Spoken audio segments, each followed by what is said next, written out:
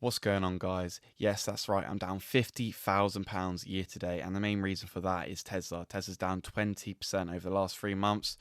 Over the last month, it's down 27%, and yes, that's because they disappointed on their Q2 earnings. Unlike for me, it actually wasn't that much disappointment I was expecting. From what they were saying in Q1 and Q4 of 25, 2026 wasn't going to be this breakout year in terms of earnings growth. It's just going to be a very high capital intensive year, and then the earnings growth hopefully will follow in the later years. So yeah, my current account value is sitting at £122,000. As you guys can see, down £50,000 year to date. Over the past 3 months, down £26,000. For the last month, down £44,000. And yes, that's just a massive correction from Tesla stock. As I said, down 27% over the past month. My other positions, IRN down 19% in the past 3 months. Although we've seen some IRN fits into the hyperscaler, but it's slightly smaller than some of the other hyperscalers like Amazon and Microsoft that can afford to be doing these very high capital intensive business and actually have revenue and massive backlog. IRN is still unproven, but that's when there's also potentially more upside in IRN compared to the Microsoft and Amazon. And personally, I think Microsoft and Amazon still amazing buys. My brother and mum have both done really well on Microsoft. They both hold Microsoft, like large positions of Microsoft, in their ISA accounts. If I can get their approval, I might do a video showing their accounts. Another one positions, Robinhood. Again, this is another long-term, like IRN. I just think once the wealth transfer from, the boomer generation to the, Gen Z generation, all of these Gen Z people that have grown up using either Trading 212 in the UK, Robinhood in the US, they're going to be taking that inheritance and investing it on platforms like Robinhood. So that is really the bull case for Robinhood. I don't see myself really adding to the position. Obviously I can't right now because I've maxed out my ISA allowance, but next year when I get my new ISA allowance, I'll probably keep Robinhood the same, IRA the same. New money will mainly be going into this company, Palantir. There is an absolute massive bull case scenario for Palantir in terms of government spending is only going one direction, and that is up, up, up. And so they're going to need a way to manage that spending, make sure there's not fraud on a large scale as we've seen in the US and in the UK as well. And Palantir really has great systems in place for government especially, and I think that's really the bull case for Palantir is its government software, government application. I see that as a massive growth driver. And it's down 22% over the past year, and obviously that is because we had a massive massive run up. A lot of that was momentum trading. The valuation was insane. It was trading like 600 PE, and this is coming from someone who is a Tesla investor, and Tesla have like a 300 trailing 12-month PE. But that PE has come drastically down, partly due to the down over the past year, and their earnings growth continued to accelerate. So now if you believe analyst estimates, they're currently trading for current stock price is a 10 PE based off 2030 estimates. So that is insane. I'm going to be doing a little deep dive in Palantir, and another one I'm also going to do a little deep dive in Microsoft later on in the video. So stay tuned for that. And my final position is Nebulous. Up massively over the past year. IRN is a position I've held longer. I started buying, nearly about a year ago in September time, about $26 a share. IRN really hasn't done much from when I started buying. Compared to Nebulous, if I was to buying at the same time I started my IRN session, I'd be up, 2 to 3x. But you live and you learn. You don't always get it right, and we've seen that. But over the long term, I still am really bullish on my portfolio. And let's go into the deep dives on Palantir. And so Microsoft stock is a stock that's absolutely been killing it recently. I used to have a position. I did sell out of my position. I think it was around the 420, 430 range, just to redeploy the capital elsewhere into one of the other companies. I think I ended up buying IRN or Nebulous with the capital. But it's currently up 63.16%, and over the past 5 days it's up 19.43%. Absolutely crazy. They smashed their Q2 earnings. Well, actually it's Q4 earnings for them. They run it slightly differently. And yeah, it's my mum and brother have both been massive beneficiaries as they hold large positions. I think my mum holds 90 shares of Microsoft, so it's about £30,000, and my brother has 30 shares of Microsoft, so it's about £10,000. So yeah, they hold very big positions.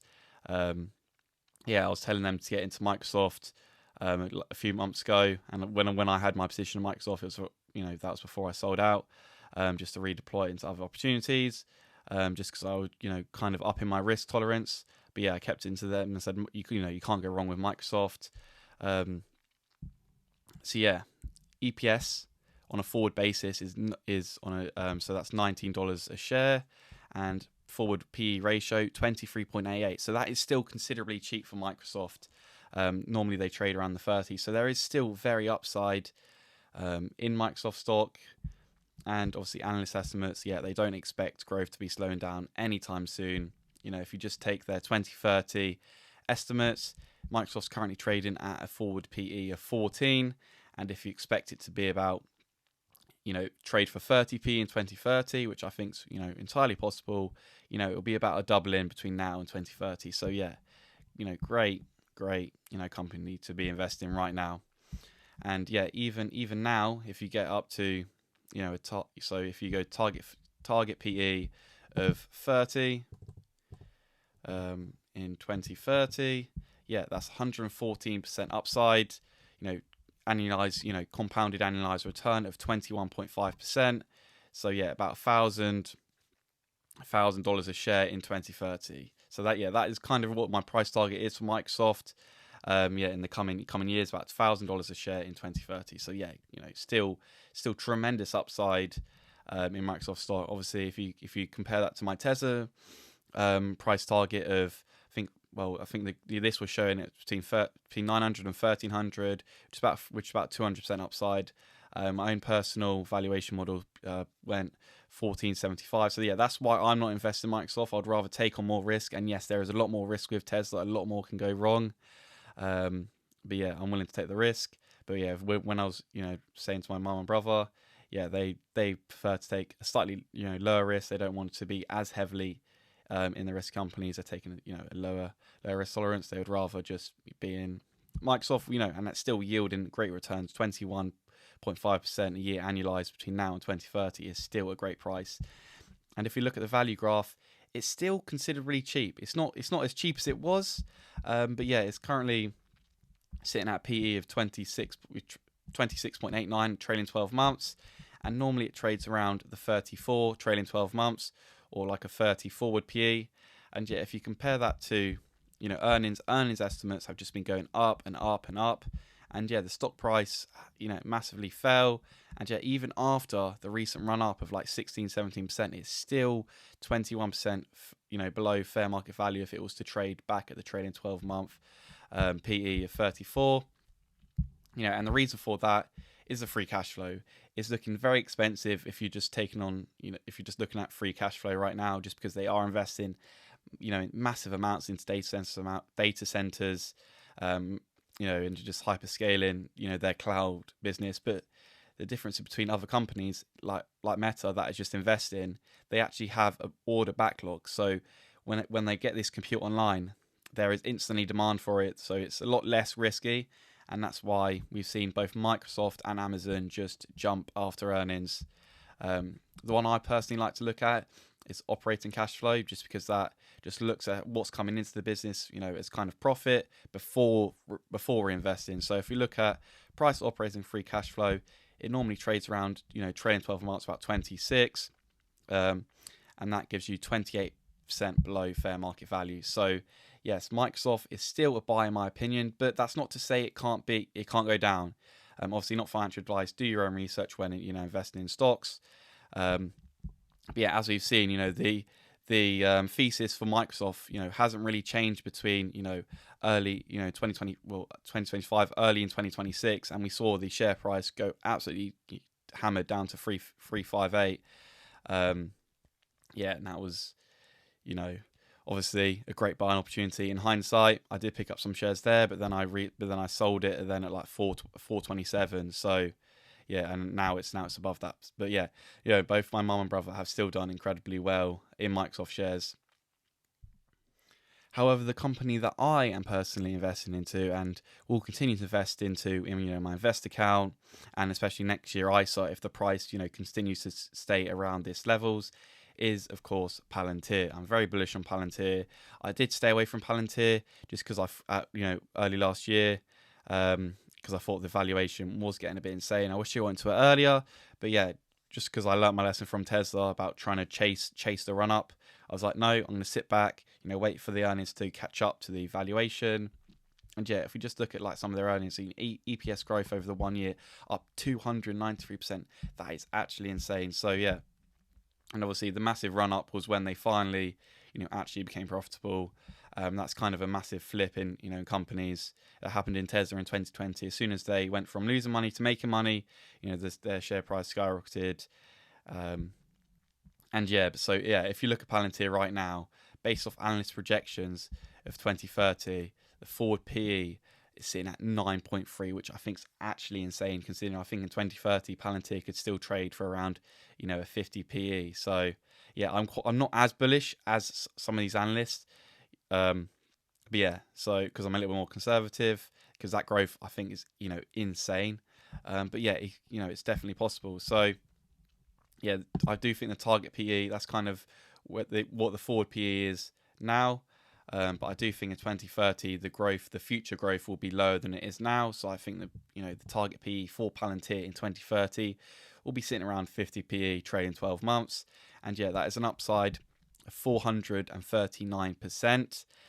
Or 46.5% a year, which yes is higher than my Tesla projections. So yeah, that's why I'm starting to not put money into Tesla. Obviously, if Tesla falls more, and the thesis for Tesla changes, and the risk premium increases, or the risk to reward ratio in terms of future stock price growth to the risk of the valuation compression, I might change and I might go back to Tesla. Like if Tesla trades for instead of 300, 200, and yeah, then the upside may outdo Palantir. But yeah, I just see Palantir as a massive buy in today's market. Obviously, please do your own research.